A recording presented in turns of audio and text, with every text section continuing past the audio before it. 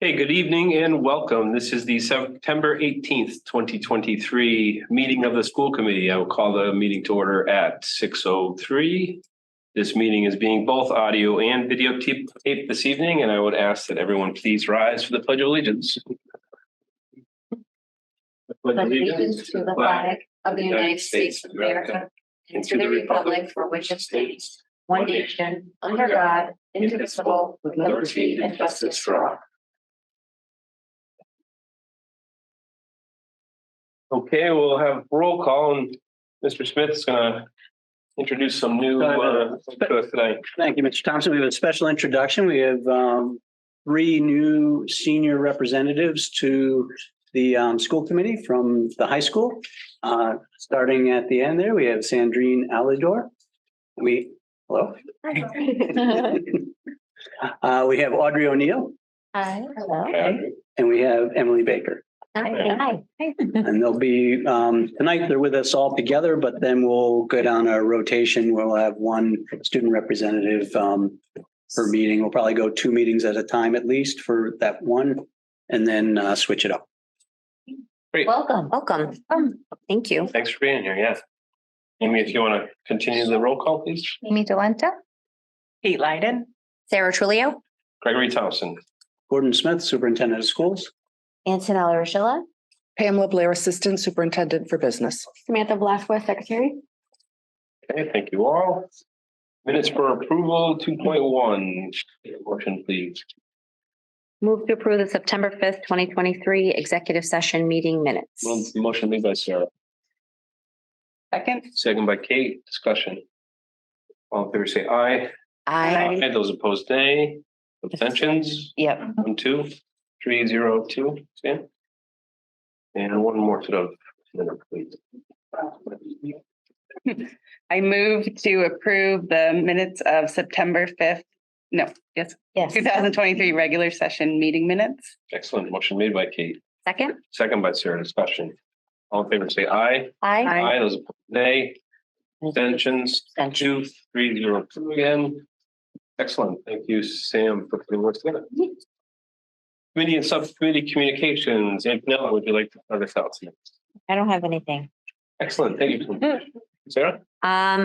I was able to go to the Birchland Park and Mountain View open houses last week. Gordon was set up and Greg was there one night as well with lots of beautiful visuals about the high school project. So it was great to be able to see families coming to inquire about the high school project, as well as seeing all of the educators and students and families out learning about both Birchland and Mountain View. And then Greg and I were both able to attend some of the town council meetings last week as they pertained to the high school project. So it was great to kind of see the high school at the center of 4 events last week and to be able to continue to get the message out there about the project. Great. Yeah, excellent. Thank you. Kate? I was able to attend Maple Shade and Mountain View open houses. So that was really nice. Very welcoming and organized events. They had each a different format to highlight the qualities of their own school and the events they do that are separate, but they both had the same message, like a consistent message on the importance of like partnership between families and schools. So it was really nice to see that. Great. Thank you, Kate. Amy? I also attended some open houses. They were fantastic. I'm so impressed by the leadership, the teachers, top to bottom. Everything was just fantastic. I also attended with Gordon this morning a Start with Hello event at Maple Shade. It was Mrs. McBride who organized it along with many other teacher leaders at the school, and it was amazing. It was just so amazing. Students really took it over. Yeah. They really did. So that was really special to see. And then also a message from eLeaf that their Spartan Sprint is on Sunday and you can still sign up. There are still plenty of opportunities to sign up online through their website. Excellent. You're going to run some? What? Huh? No, I'm going to cheer people on. There you go. That's needed as much. So typically at this point, our student reps would have an opportunity to bring something forward, things that are happening at the high school and the community. If you have anything tonight, that's great. If you don't, That's okay too. Does anybody have? I think they're prepared. Oh, they are. Great. Yeah. I don't expect any less. Who'd like to start? I'll start. Okay, Audrey, take it away. Okay, so what I decided to focus on was that we recently just had guidance come into all of our English classes, and at least for the seniors, start talking about the college application process and sort of clarify things so students know like what everything means in the process. Because I don't know if you guys have ever had to help like a student go through it, but it is very confusing at times. So after that, on Naviance, we're having a lot of college visits come in, and those are beneficial because not only do you learn more about their programs, but students get to show demonstrated interest. And for some colleges, that's like really important.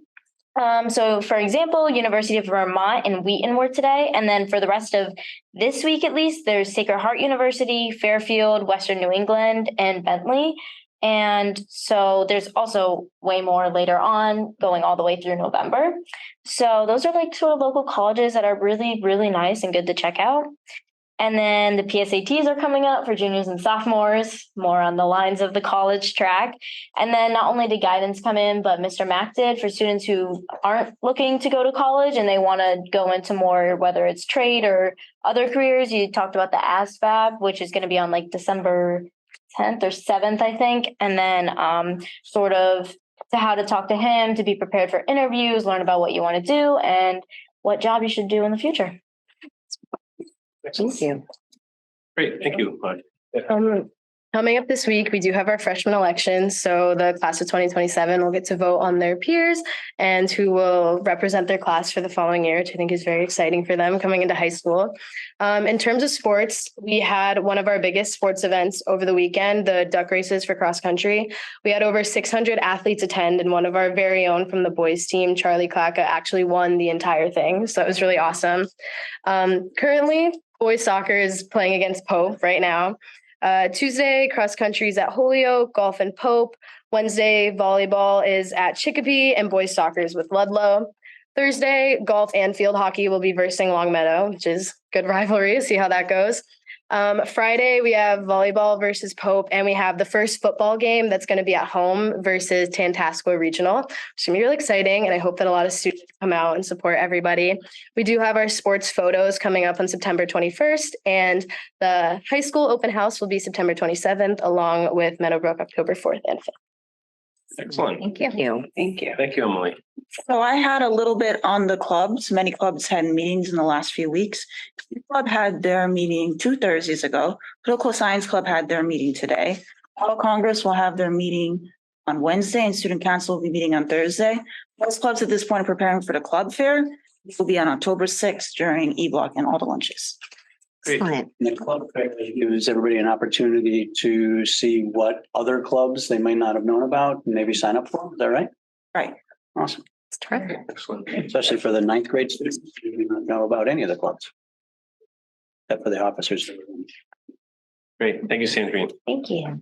Okay. We will continue on. We have an opportunity for visitors to address the committee. See anyone tonight? So we'll move forward with the Student Technology Device Program update. We have Mr. Quimby here tonight.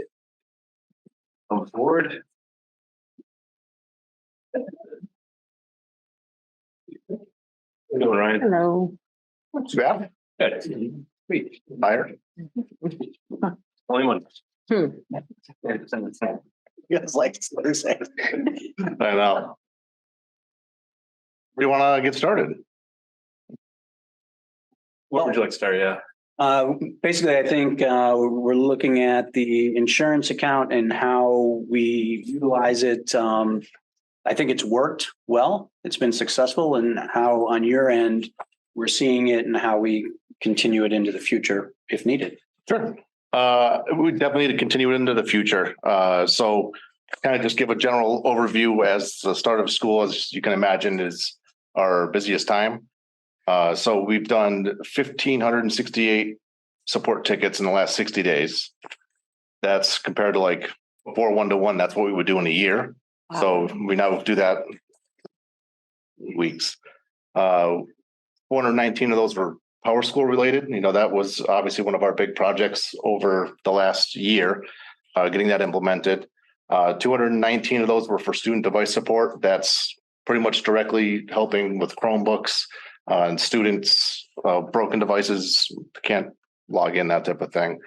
Birchland is our ticket leader, as usually is the case, with Maple Shade, then the high school, Meadowbrook, and finally Mountain View. Since the start of school, we've had 30 broken screens. A lot of those can go all the way back to like April. And then, we'll just worry about it till the end of the year. Then the summer comes and then it's the first day of school. We get all those. We've had 8 devices that were total losses. So those are about 250 each to replace. 5 of them were intentional damage, which we charge back to the families per our one-to-one agreement. 5 keyboard replacements, and the repair program has been really helpful in supplying all of these parts to replace them and the replacement devices, and also provide a little bit of additional replacement devices in order to keep our technology current and keep the students on devices that are still supported. When we had first started our one-to-one program, we kind of weren't keeping up with it with the capital funding process. They kept trying to cut back until finally we ended up having devices that weren't supported. But this program has helped keep us there, and the capital funding has caught up to us. I did meet with a surrounding district last week, and they don't have a program, and they were really interested in modeling our program with in their district. Insurance program, you mean? The repair program. Yep. Repair one. Okay. Yep. Just because it gives us that extra money for those parts, and for the cases, we supply cases to like 8th grade on down for devices to help try and prevent some of the damage. In some cases, it causes it when they have the strap and they close the strap in there, but I think we've taught them enough to not do that. That's all I got on. If anyone has any questions on that program, I can give an overview on Power School. Right. And I just want to add that I think what prompted this was that on the fourth quarter for last year, there was a substantial balance that rolled over. It was like around $50,000 or so, 55,000. And what I didn't realize at the time or had forgotten about was that over the summer, according to my records, $26,000 went out on expenses from that, like 55,000. So there's closer to like a $30,000 balance in there right now. That's what my records indicate. The 26,000 were replacements? Replacement pieces, parts. So the screens are they go anywhere from like $30 up to like $70 each. We try to buy the like level 1 used ones that don't have any scratches or blemishes. We can, but a lot of the parts. Screens are by far the biggest. We've probably done 600 screens since we started the program. And so speaking of that, we started in 2019, and overall, we have collected $122,000 in revenue, but we have expended $92,000 out in expenses. So it really is a very good program that has been a success. 92 out of how much? What was the total? 122, so we got about 30. As a reference, in the IT budget, the unscheduled repair line item is 60,000. So as you can see, that would get eaten away pretty quickly if we didn't have that additional funding source. Yeah, I mean, one of my main thoughts, and it's smaller now, the difference was that, or should we modify the amount that we're charging? Only because we don't have that balance to grow exponentially necessarily, but maybe that's not the case. I just want to remind you, it's still very reasonable. 1 year is $30, 2 years, $50, 3 years, $75, and 4 years, $100. So it's not an exorbitant amount. Yeah, we don't really get pushback necessarily. Not that I know of, unless you don't. From the start of the program, we didn't do a great job tracking it. Like we really never had a mechanism to let families know when they had to renew their participation in the program.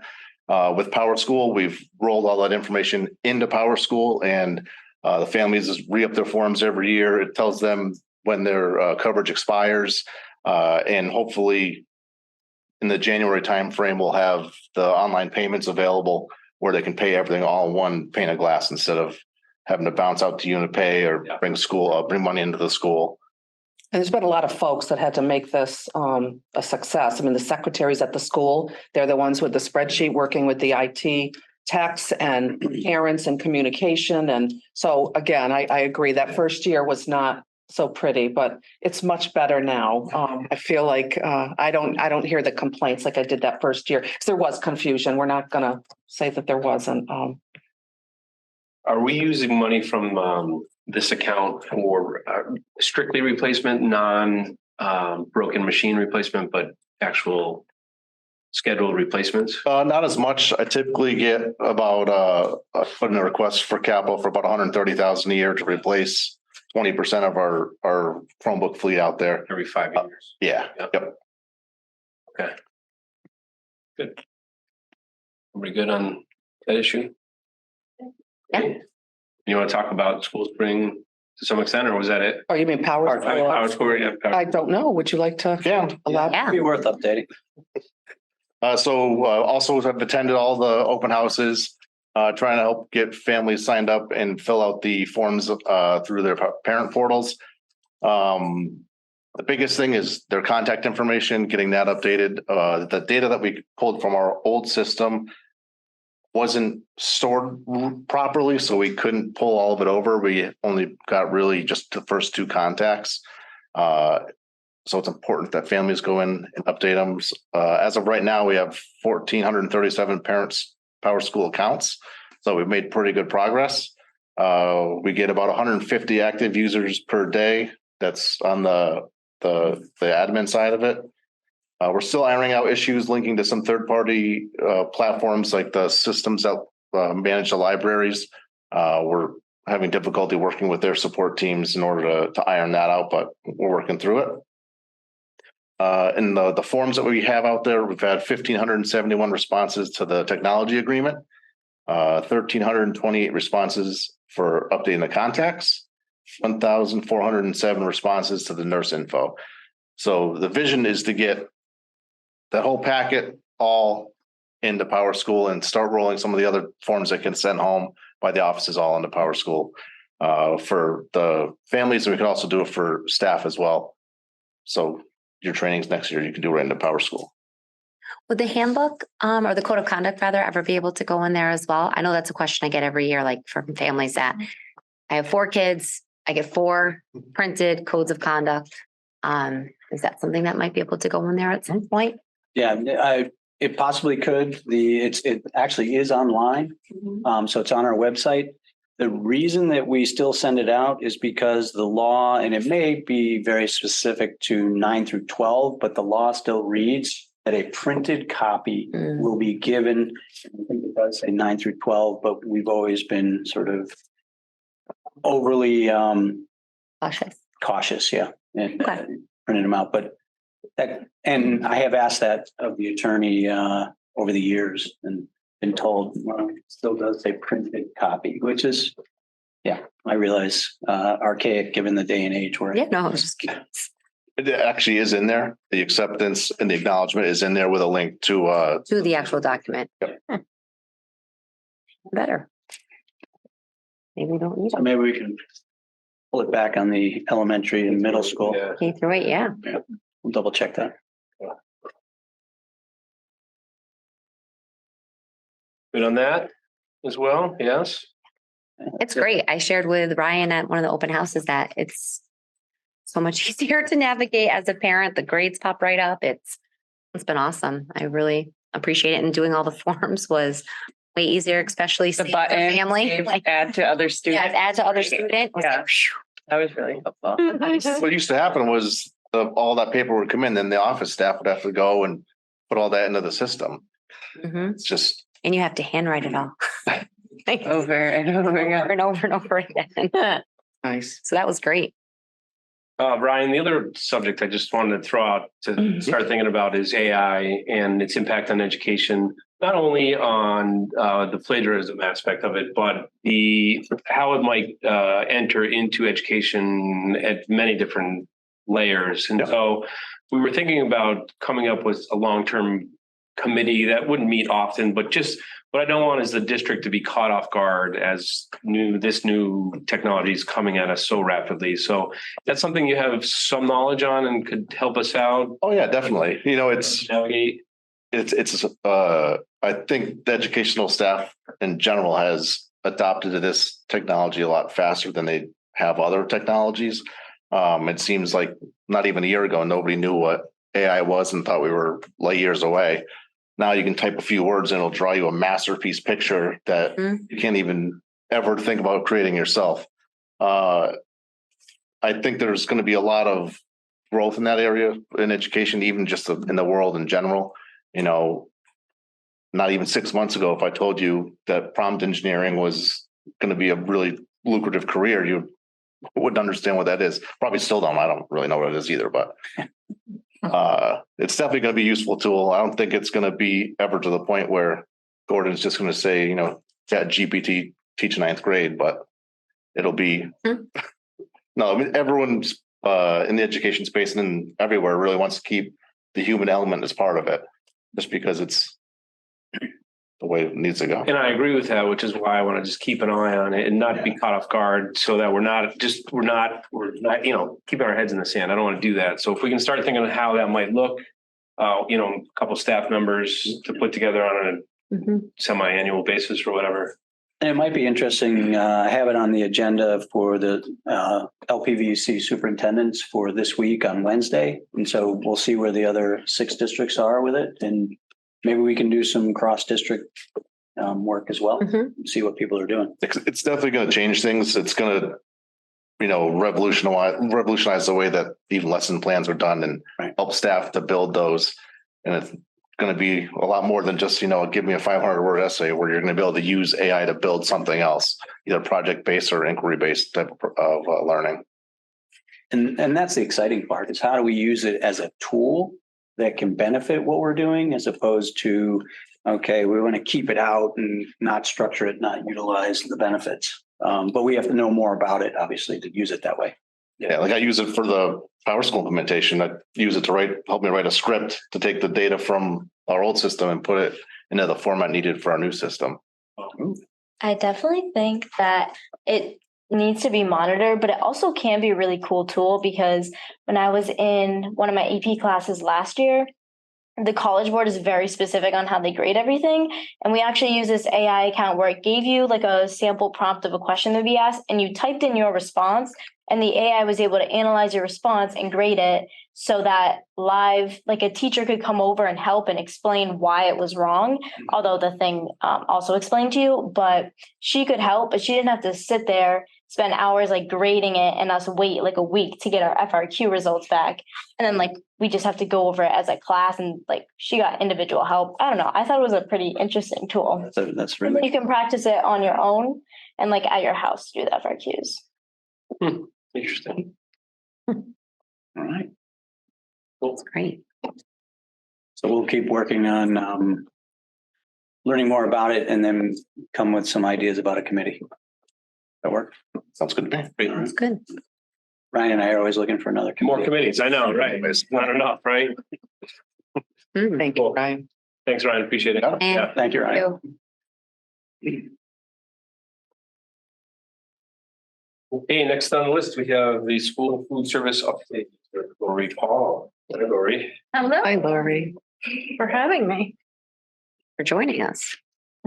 I know I gave a flyer for your August meeting, I think it was, because I wasn't So it was either, here in the summertime. I did pass that on to everyone at the time. Yeah. Lori, So I don't know, I'm happy to answer any questions you have. And I know everybody is aware we are permanent free school meals for all here in Massachusetts, one of 8 states. So that was really groundbreaking for us and exciting. So I didn't know which direction you wanted me to speak on for school lunch, or what you was a said. lot of discussion about milk, because There's a lot about milk. Yes. the single, yes. The single milk. Unfortunately, there are a lot of rules and regulations behind the components of the school lunch. So the free meal has to consist of the 5 or 6 components that we offer on the meal daily. The grain, the meat alternative, the vegetable, the fruit, and the milk. In Massachusetts is not on board to just give a free meal. They want a free milk. They want to see the student having the full, complete, healthy, nutritious meal. And that's their message out, have the full meal. There's no charge for it. So unfortunately, a milk by itself is considered an a la carte purchase and is charged to the account. We had been playing with some ideas to possibly do a milk and more pack, because as long as we offer 3 components, like a fruit, a vegetable, the milk, and maybe a grain in like a little extra bag, it can be considered an alternative meal, like for vegetarian type of thing. And then there would be no charge. I'm very concerned. There are a bazillion allergies, especially at the K through 2, and to now filter in addition to those allergies that we do just for the main lunch, we would also have to monitor more carefully the students that just wanted the milk, but now have the milk and more pack and have an apple allergy, a carrot allergy, a graham cracker allergy. Lori, what is the charge for a milk if the 55 cents. Yeah, the bid prices, everything, well, just going to the grocery store yourself, our food costs have gone way up this year. And we have a fluctuating milk bid and they're averaging into the 36 cents a piece. So we also need to cover the costs of keeping it, storing it, serving it. So I think there were also some questions about the reimbursement rates when we talked about the fourth quarter. So maybe you could talk about. Yeah. So I don't want to say unfortunately, because it is very generous. The state is covering the full reimbursement that the federal does for the free qualified children. So we still have to do all our free and reduced eligibility for all the children. And then that way the state knows when I'm submitting my claim, the difference in the reimbursement. Unfortunately, the Keep Kids Fed Act of 2022 has expired, which was giving us an additional 40 cents per lunch, 15 cents per breakfast. So the reimbursement rates look less this year than they have been because of that additional funding that has gone away. So for this school year, the free reimbursement rate will total $4.38 for us for every lunch we serve. So it's a good amount, but like I said, it's some of the meals, the cost alone, that was another for the $3 range. Yeah. Does that reimbursement really cover the cost of the meal? Yeah. I try to outweigh, we do get offered and I partake in USDA foods, which is a reduced rate foods that I have an option to purchase. And they've been very good, but they're slim pickings, if you will. They'll offer number 10 cans of peaches and things to supplement. But a lot of the center of the plate items, your slice of pizza used to be, 85 cents. Now it's $1.15 coming to my back door. So it's, I try to, balance the commodity food with the food that I have to outright, purchase through my distributor. So it's been close, but I run about a 35% food cost and the labor is like 50 to 55% on labor. Maybe you could talk about the free and reduced applications because we still put those out for folks to fill out, right? Yes, so again, you were just talking about the code of conduct. Unfortunately, same scenario. We send a paper application home with every child every year. So that the families do have an opportunity to fill it out if they need to, even though it's free meal for all. The eligibility that is assigned to the family, if they are entitled, can afford them other benefits like a reduced bus. I'm not quite sure on how they do the busing or the sports fees. If you do have that free or reduced eligibility. So the packet that goes home on the first day explains that, if they feel that the family is in need, they fill that out and they can be, eligible. And then they can get other benefits with. I know it gets confusing to families, right? Because it's free lunch. So they're wondering, why do I have to fill this out? Yeah. Thank you for explaining. Yeah. And sometimes too, even if they do qualify, things happen, if the family's struggling, they can also say, well, I'm part of the free and reduced school lunch program and there's other benefits. Sometimes they can get a reduced cable, fuel, and participate in SNAP so that all the programs can help, keep that family together and moving and not struggling. Are there different rates that the district gets for the different levels of eligibility on the applications? Like what for your reimbursement rates, is it just one amount for the food? The reimbursement rate that you get from the state or the federal government? So what happens is because the federal has a contribution and the state has a contribution, and it's always been that way. But now because Massachusetts has decided to have permanent free meals for all, when I submit my claim, I still have to let the state know, 600 free students ate, 200 reduced students ate, and 1,000 paid students eat. I will still get the $4.38, but the breakdown, the difference, the state makes up the difference that the federal is not paying for those paid Meals. Does that make sense? Yeah.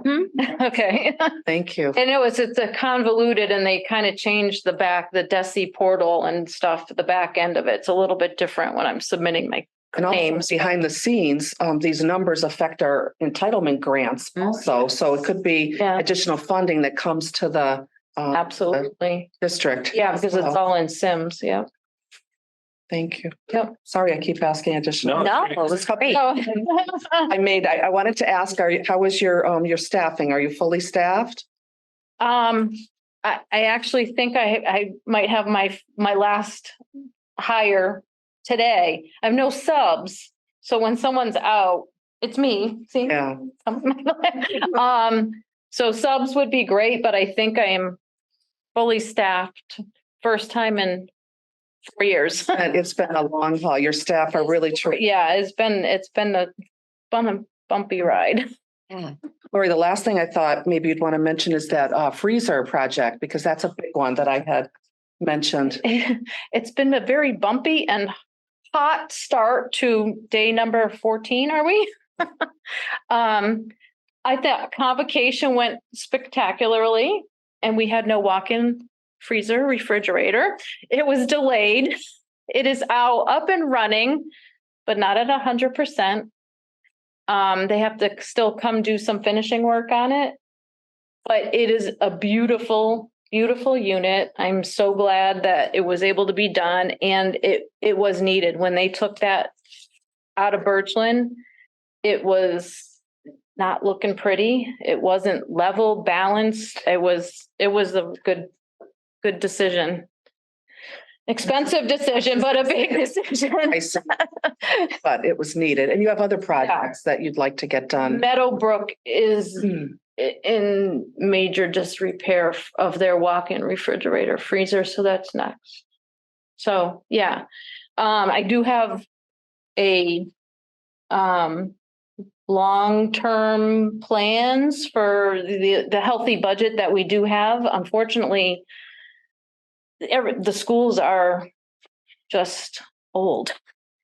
You might not think of it as Birchland, but then you're like, oh, it's almost 24, almost 25 years ago. No piece of equipment lasts that long in this realm. And every time I turn around, something's broken. So everything is in need of repair and replacement. Wow. So if you need it, I have my little future plans breakdown, which covers Bless you. most of the operating budget.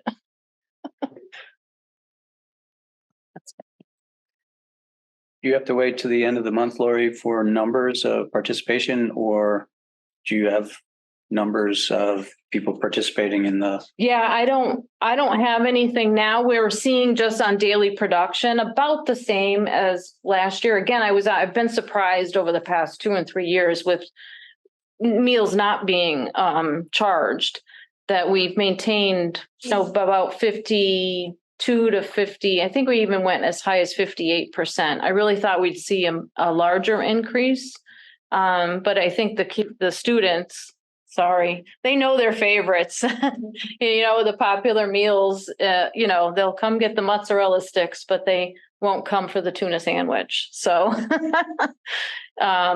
it is still based on the likes and the popularity, which is interesting, even though there's no charge. No comment on the meals, although I see Sandrine all the time, which I like. It's always my line. Anything else for Lori tonight? No. Thank you so much. Thank Lori. you. Thank you. Thanks. Come by anytime for lunch. Know where we are and every school. And any questions, holler. Thank you. Thank you. Thank you. Take care, Lori. Yeah, thank you. Okay, we'll move forward. We have an update on the MSBA feasibility study for the high school building project. So we had an active week last week, as people had mentioned. We had representation at 2 open houses, and we had a discussion on Tuesday at the town council around bonding, and then on Friday around the election on November 7th. So everyone knows this is what our current front of the high school looks like. Bright, shiny day this morning. That's the existing campus, just so you have an idea of the layout, aerial view. This is what we hope it will look like in just a few years. Yeah. The aerial That's view. really nice. Isn't that nice? A front look and then a back look. Front coming in where what would be where students can walk or parent drop off, and the back would be as you're walking through, and you'll see some of these pictures and later in the slideshow, walking through and exiting out the back of what would be the cafeteria, so students could eat outside. It would be a little bit of a protected area there, even if we had weather, so people could eat on a day like this, maybe outside. That gives you a variety of views. Another aerial view, a look at on the upper right corner, that would be the outside learning space. So sort of at the side of the school, where classes could utilize that space for outdoor learning. And then another look at both the front and then what would be sort of the corner section, I believe, over by where the pool might be on the bottom left. And I know it's hard to see the writing, but before we go there, you get another aerial view, get a look at what a science lab may look like, where you have the hookups coming down from the ceiling when they're not needed. They can roll back up on the pulley. More mobile furniture so that if you're working in more of a academic presentation type lesson, you can build that up towards the front where you're presenting. If you're going to be doing a lab, you can spread out and use the lab tables. Look at the gym, which I don't know that we've had a picture up in the presentations before. Is it larger than the main gym now? So the Yeah. gym will be larger than our main gym now. And then instead of the small gym, what they would have is an alternative PE space. Yeah. Where you could do a number of things. You could have a yoga class, you could have a weightlifting class, you could do any number of things. And then there would also be a weight room. We don't have a weight room. We have a weight room that has been assembled over years from donations and different things. Oh, Yeah. okay. It's not Right, new. right. It's workable. Would you say workable? Yeah, yeah, There's things that are heavy in there. for sure. Yeah. You should definitely do it. I mean, Weights. I like to call them weights. for like cross country and stuff, and everything is very rusted, and there's missing weights here and there, but it still works. So It's workable. yeah. And then the two pictures at the bottom, you've seen similar ones on the previous slides. But a couple of things that I wanted to highlight. As you know from previous presentations, we came out of August and the school building committee had established an overall budget for the project at $177.5 million. Construction costs about $147.5 million.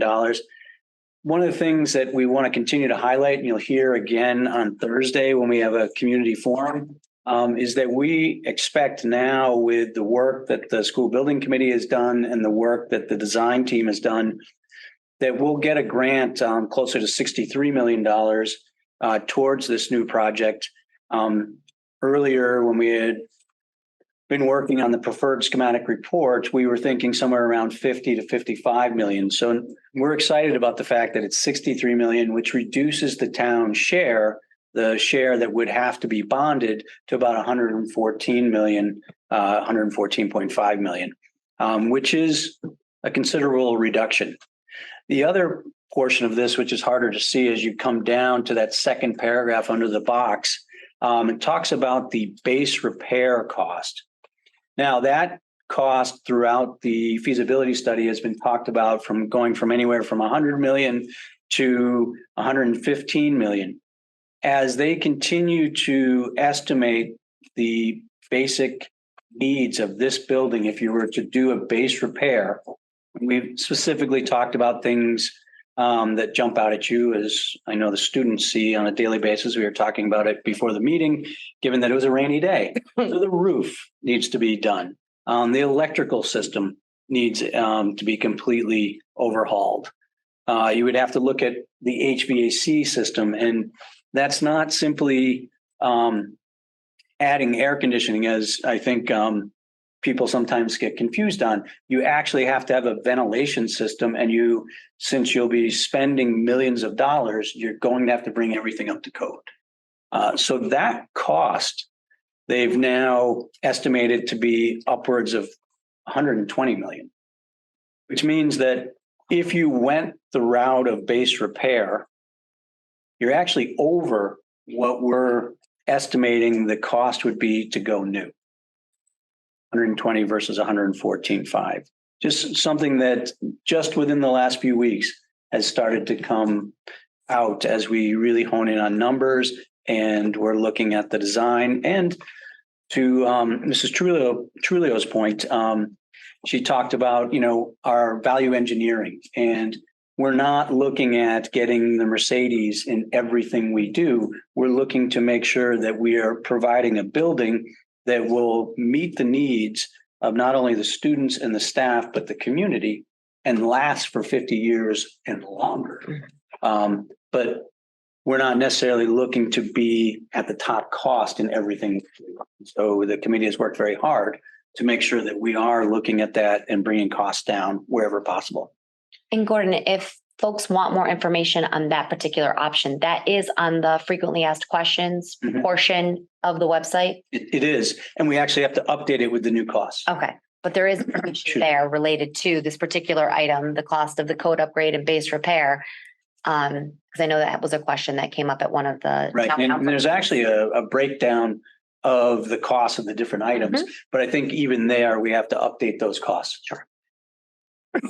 Mr. Mackey's sliding out. No, I don't know if you want to mention that the entire report with the full description Oh, from the schematic design report? is on basically the first thing you come to on the website now. Correct. Okay. So It's in Mr. multiple Mackey has spots. been helping us immensely, making the website, that area of the website much more user-friendly. Sure. So- Thank you, Mr. Mackey. But there are multiple places then that folks can Right. get more information. And we'll have this information on Thursday. We'll try to break this down in similar detail, maybe even better detail. So some dates that we've heard about and some upcoming dates. We've hit 3 open houses so far. It was Maple Shade, Birchland, and Mountain View. One in the first week of school, or second week of school, actually just after Labor Day, and then 2 last week. We have a hiatus this week, but we do have a community forum on Thursday. So we will be here at the high school for anybody who wants to join us, starting at 5:30 if you would like a tour, and 6 in the cafeteria for the presentation. Then we will be back at open houses. The high school's open house is September 27th, and Meadowbrook's, they do it over 2 nights, October 4th and October 5th. And we will be at all of those with information and renderings so that people that maybe can't get out to the forums can get to an open house and see it there. And then we'll have our final community forum on October 19th here at the high school again, same time frame. Big dates, 2 of which we hit last week. We had the bonding information, as I said, at the town council meeting on Tuesday, the 12th. And then we came back on September the 15th, Friday night. We were able to have the town council vote and approve a special town election for November 7th. And we have 2 ballot questions, the question for the school project and a question for the pool project. We have tabled and hope to, in a future town council meeting, do the vote on raising and appropriating the funding for the project. That is something that has to happen in order for us to enter into a funding agreement with the Mass School Building Authority. And so we have time to do that. We have double checked with the Mass School Building Authority. So that should take place at a town council meeting either in October or early November. And then the biggest date of all, November 7th. If you are a registered voter, we would love to have you out and voting on November 7th because there are 2 ballot questions that will be on the ballot, and voting takes place at Birchland Park Middle School. And there's early voting available. That's the only thing that people are voting on. That 2 questions on the ballot. Mhm. One for school, one for the pool. There's no school November 7th, so that's a reminder to folks that Mhm. the kids have no school that day for voting, so that's the day to go vote. We'll be in professional development. But then residents who are on our staff may vote after or before. Mhm. Great. Absentee ballots are available probably pretty soon, I would imagine. Yes, they put in early voting, and I think your traditional process for absentee ballots would also be available. So that was actually the key reason for having this meeting at the town council level in September, was to make sure that there was time to get the ballot questions approved, printed, that all the voting, early voting and absentee ballots was set up properly, and that all could be ready for November 7th. Is there still time for people to register to vote? If they're not Yeah, registered? it's usually like a I think month before, I I think. believe that there still is time. But And if you're inactive, it's quick, I think. Yes. If you're inactive, that was a lot. If people are asking about that, Yes, that was. that process is quicker than a month, I think. It is. They'd explain that at one of the elections. And there is, I think, an LCAT video that talks about if people have become inactive because they might not realize that they've become inactive Right. as a voter. Am I correct on that, Mr. Mackey? you are correct. Yes. If they neglected to return their census, Yes. they were inactivated. So we want to make sure people are aware that they may be inactivated. So it is important that they check that and make sure that they're active voters. Always important to vote. Hope I did my census. Double check. There was something that you could go and check on, see if you were active or. Was it in the video? Probably. No. Of the, Got it on my. one of the organizations that has been supporting the project has also put up some Maybe that's where I got it. related to how to check your status. You're active. Yes. Maybe that was it. 'Cause I just wanted to make sure. Can you look mine up? Yes. Oh, or Oh, there we go. That one. Okay, thank you so much for the update, Mr. Smith. And November 7th. Big date. Coming up there. Come on. That's very important. Okay, we have an FY22 end of year audit report. In your packet, I have given you both the end of year report, that's the larger document. And on top of that was just the paper format of the audit. We also, in your packets here, the hard copy, we gave you the bound copy from Scanlon. There are outside auditors who come every year to audit the end of year report. So in the month of this month, September, I'm very busy trying to work on our end of year report. So I'm always, as you can imagine, we just closed out in June FY23. So that's what I'm working on now. And then by the time it's all submitted and auditors come out, it truly is like in the spring. So that's why this is FY22 end of year report. Okay. And so what I thought was really important is that you all see, I guess, how complex and how much information is in your end of year report. It is the financial report for the district that includes any type of expenditure from your operating budget, from grants and revolving accounts, any expenditures that the town makes from any source, from their operating budget, from their grants, from capital projects, MSBA projects. All of those components are put into this report here to really truly show and be very transparent. What is the town of East Long Meadow paying for education? So that's a pretty important document, as you can imagine, and I would really encourage you to look through it. There's some important information in here. It is my responsibility to detail this, and that's when the auditors then come in to make sure I'm using the DOE codes, that our chart of accounts is set up so that I am reporting expenditures appropriately and accurately. So DOE codes, I love DOE codes. It's my life. So I'm just going to share a little bit about them. DOE codes come in different segments, and the 1000 series are things like school committee, superintendent, business, legal, HR. They're not the curriculum, the instructional piece. We keep those separate. The 2000 series, now those are all your instructional and academic expenses, which, as you can imagine, is the most important thing, right? Like, because that's about our students here. What are we, putting back for the instructional? I would like you to know that our operating budget in FY22, 76.8% was in the 2000 series. So that's all your teachers, your guidance counselors, your adjustment counselors, all the instructional supplies, anything that falls under that 2000. So that was pretty important. Your 3000 series, that's your medical services, transportation, food services, athletics, those types of things. Your 4000 series is custodial, maintenance of buildings, maintenance of equipment. 5000 series, that's employee separation costs, insurance, rental or leases. I'm going to jump right to the 9000 because we don't use 6000 or 7000. The 9000 series, that's your out of district tuitions. Okay. So when you do go through this report, keep those in mind. And I'm always here to answer any questions that you do have.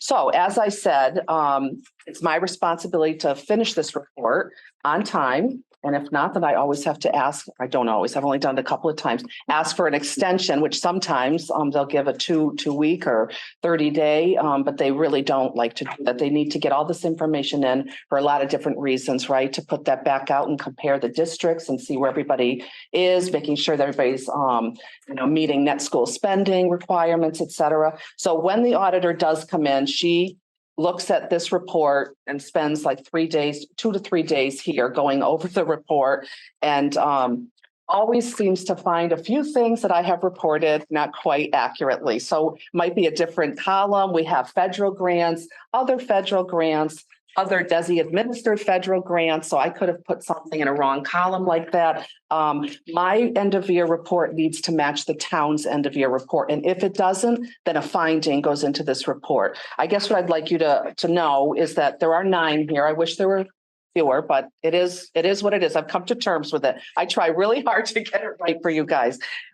So what's important though, is at the end of each of the findings, you'll see that it says the school department submitted an amendment with the Massachusetts Department of Elementary and Secondary Ed on May 30th, 2023 to correct the above finding. So just know that I am always working with the outside auditor to rectify any findings. And yeah, I'm pretty pleased with how this always turns out. I put a lot of work and effort into it. So again, I'm always here to answer any questions you may have. And it's my responsibility to just always bring forward that audit and make sure that you all know that it's been done and that you just accept it, approve it. In fairness to Mrs. Blair, we use the DESI codes. I don't believe the town does. No, I think they have their own set of codes. It's different than the That causes some confusion as you're going through any given year, because we're designating it by a DESI code, they're designating it by maybe a municipal code. Yet at the end of the year, you have to bring all that together. And another point, I'm very glad you said that, Mr. Smith, is that I, on our operating budget, I will use expended plus encumbered. So if I'm rolling something over and I know I'm going to be paying for it in the summer, that's to me, that's an expense. And that's how the modified accrual basis accounting that we do, business managers do the end of year report. The town does not include encumbrances. So as you can imagine, it can start to get a little tricky, even with like the grants. And if I'm using, so we've decided, the outside auditor and I, when it comes to grants, I'm not going to use the encumbrances because it'll make less findings. So that's something I'm working with them on, but very valid points. And if there was grant funding, and I didn't actually know about it, like something that was done on the town side, and somehow something is found out after this report is done. Like it's hard to rectify something that's already been done and closed out. So it's those kind of things. But again, it's pleased with how it turned out. They have to find things to make. Well, it is their job, right? She's very good at what she does. Joanne Webster is her name. She comes every year. And I think she does so many across the state. Yeah. I wonder if they're going to start using AI. I hope not, because I really do enjoy her when she comes. She really knows her stuff. Yeah, Doug comes and does our federal and state grants. So.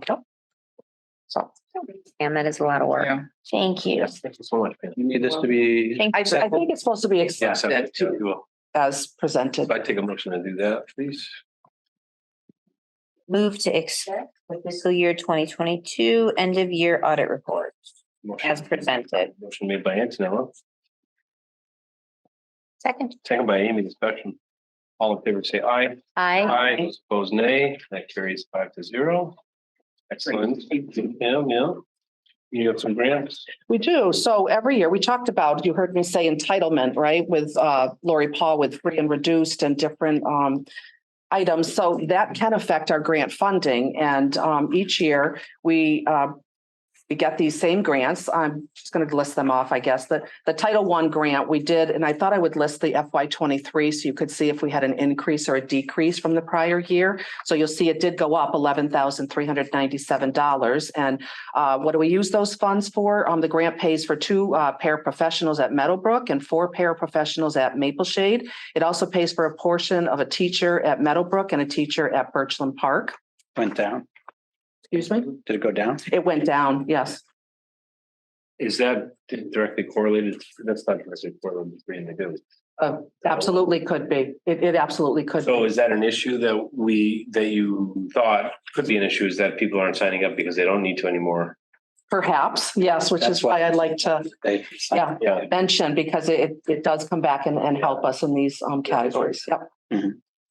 Your next grant is the Title IIA, and that also went down $2,498. And that grant pays for high quality professional development to be used at each school. Teachers are paid stipends and consultants are hired to present high quality professional development. Title IV is your next grant, and that one went up $2,769 from the prior year. And that grant pays for quality professional development for strengthening school climate and culture. It also funds the AP exam fee for students in need. We're very happy and pleased to do that. The special ed early childhood grant, that did go up a small amount, $390. It funds age 3 to 5 for appropriate special ed services and activities. And what we choose to do and have done is the grant pays for a portion of our early childhood liaison over at Meadowbrook. Special ed IDEA grant. IDEA stands for Individuals with Disabilities Education Act. And that did go up by $44,028, which if you stop and think about the correlation with how our special ed went up last year and all the expenses, it makes sense that this goes up as well. So these funds are available under the federal entitlement program. They're intended for use by the schools in providing eligible students with special ed services and activities deemed essential for student success. This grant is used primarily to pay for special ed out-of-district placements. Other expenditures include student supplies, stipends for team facilitators, and coordinators at each school. But the bulk of that really is for the out-of-district tuitions.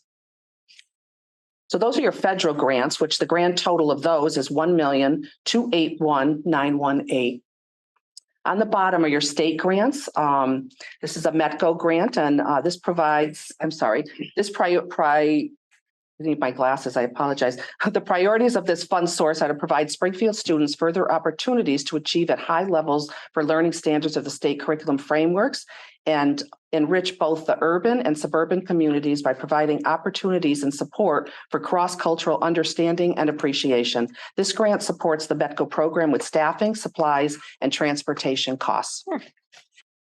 And that stayed level. It did not go up or down. The last grant there is your comprehensive school health grant. That's from DPH.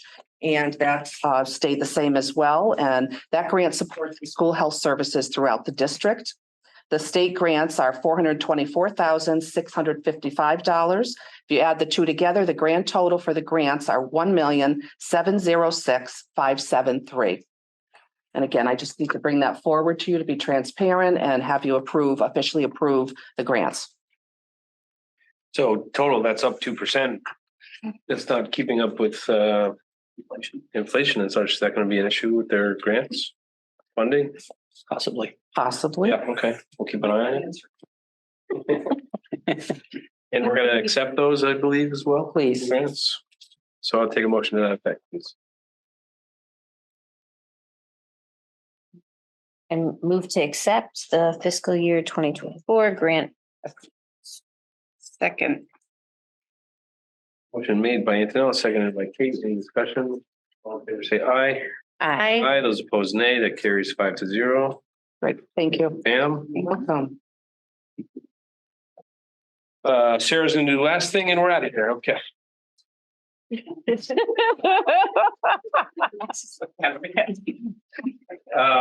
Final order of business, we have a nominate an East Long Meadow School Committee member to be on the LPVC Board of Directors. All right, and no one else can do the Belmont Stand?